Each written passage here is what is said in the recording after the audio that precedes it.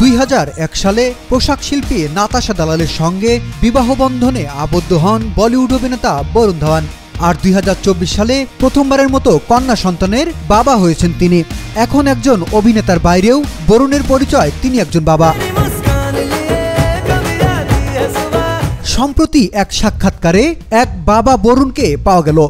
মেয়েকে ঘিরে তার আবেগ, দায়িত্ববোধ এবং মজার সব অভিজ্ঞতা ভাগ করে নেন তিনি। জানান মেয়ের প্রতি এতটাই সংবেদনশীল যে কেউ তার ক্ষতি করতে এলে চরম প্রতিক্রিয়া জানাতে দ্বিধা করবেন না।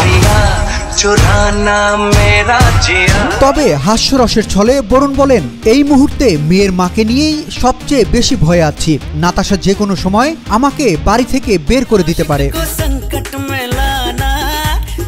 বিভিন্ন সময় বিতর্কে জড়িয়েছেন বরুণ ধাওয়ান। সহ অভিনেত্রীদের সঙ্গে তার ব্যবহার, তাদের শরীর ছুঁয়ে যাওয়ার ধরন নিয়ে নানা সমালোচনা হয়েছে। এখন তিনি মেয়ের বাবা। বরুণ জানান, প্রতিদিন চেষ্টা করছেন ভালো বাবা হওয়ার, একটু একটু করে ভালো বাবা হয়েও উঠছেন।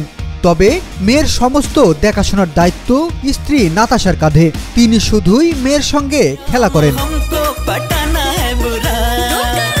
বরুণের কথায়, আসলে আমি তেমন কিছুই করি না। মায়ের বেশি দায়িত্ব হয় সন্তানের দেখভালের ক্ষেত্রে। তবে আমি চেষ্টা করছি লারার যোগ্য বাবা হয়ে উঠতে। কিন্তু স্ত্রীর এতটাই শর্ত, টিভির ভলিউম বাড়ানো যাবে না। তেমনটা হলে বাড়ি থেকে সোজা বের করে দেবে।